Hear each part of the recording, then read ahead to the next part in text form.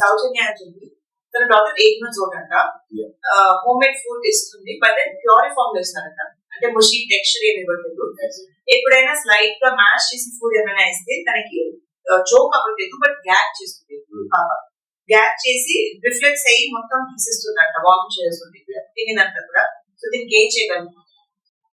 Your baby I think right transition as you know texture ఇవ్వాలి.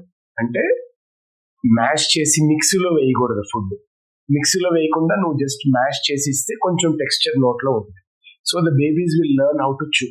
So నీ thought process correct, కానీ ఏం జరుగుతుంది, నువ్వు ఇస్తుంటే ప్రతిసారి కూడా ఆ ఫుడ్ గ్యాగ్ అవుతుంది అంటాం.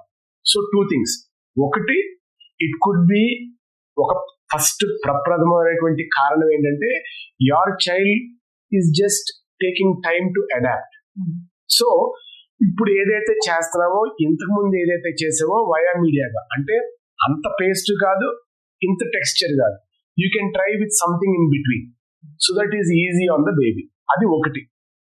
2, అలా కాదు సార్, మా బేబీకి మళ్ళీ కొంచెం చేసిన అంటే లెస్ ఇది చేసినా కూడా, ఇంకా కొంచెం పలుకులు కొంచెం పేస్ట్ చేసినా కూడా ఇంకా ఇంకా వస్తుందంటే, the most common thing is some children have a suck swallow ఇన్కోఆర్డినేషన్.